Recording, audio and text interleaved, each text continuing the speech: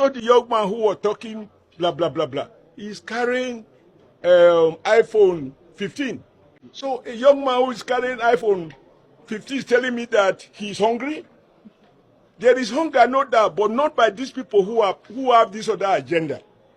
And if you follow some of the videos they are circulating, it's basically carrying out political grievances. We will revisit 2023 election, not this country. The Constitution does not allow anybody to peacefully demand. The point is that there is no miracle in governance, right? And nobody promised miracle. But anybody who is a keen observer of what is going on in the country will agree that some major decisions have been taken. Unfortunately, for every decision that you take, just like taking medication, most medication can be so potent and yet they could have huge side effects. Now, to avoid them, you have to make a critical choice. A patient is so critically ill, but to get him back on his feet, you may have to take measures like surgery, right? And that means you will this patient, after administering some pain relief, you wheel the patient into the theater and you open him up or her up. Now, at the time of opening the patient up, his condition is going to deteriorate further. But the surgeon is certain that with time, he will not only recover, he will heal fully. Now, the thing I want to talk about is people hiding under what is, obviously not a secret, namely that there are challenges with regards to cost of living. Of course, there is no doubt, even the president acknowledges that, which is why there are various handouts, palliative, some intervention instruments, etc., etc.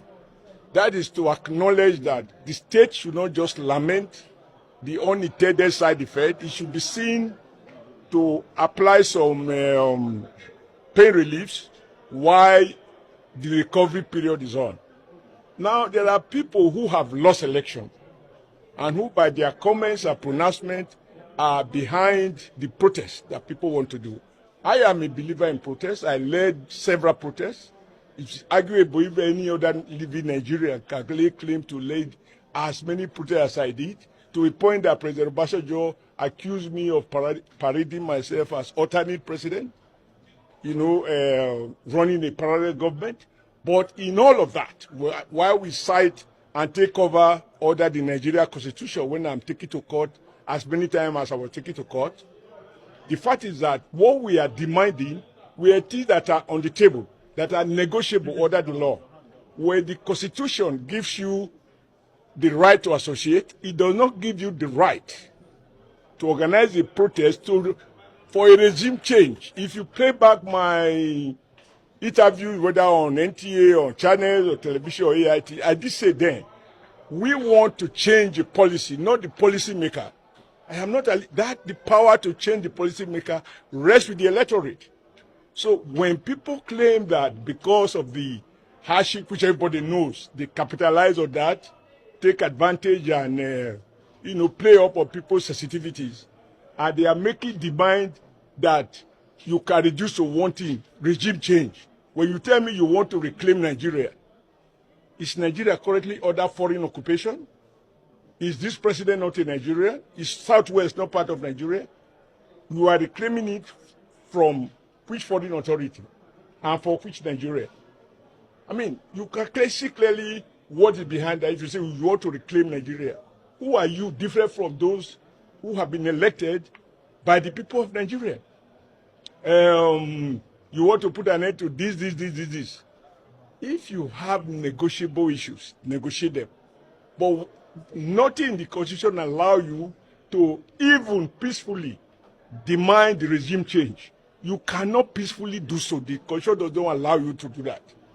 And so my advice to those who are politically aggrieved, who are unable to overcome their defeat, is that they should wait for 2007 and use whatever advantage they think that will accrue and go for election. But to hide under the challenges that people are facing and to do the sort of thing that they want to do, let's not deceive ourselves. I just sit on the fence. have never, and I pray that my condition will not deteriorate to a level that I will be afraid to see this as it is not possible for an amorphous group, not structured, no clear command structure, no basis for influence. They are not accountable to anyone, to say they are putting the whole country out of business for 10 whole days, peacefully. It's not possible to peacefully shut down the economy for 10 days.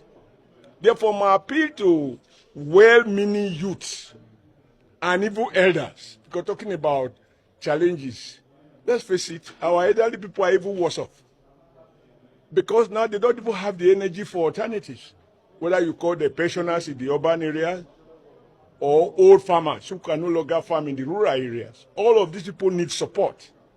And I think that all of the instruments that are being put in place is meant to target those people, which explains why some people have tried to take advantage of paucity of data to steal what is meant for this kind of people. And if you watch our conversation here, we are trying to ensure that those relief goes to the target. So my appeal to Nigerians is not that go and do peaceful protest. No, you cannot peacefully demand regime change.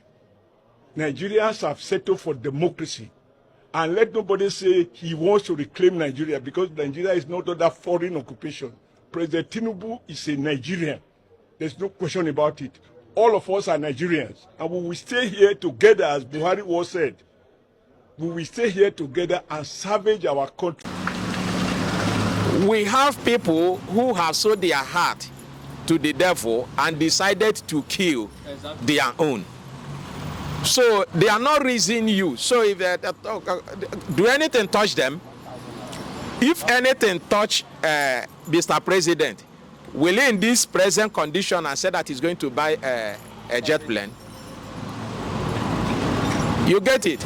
If things are touching, will Akpabio, as the Senate President, sign it on that he should go ahead and buy?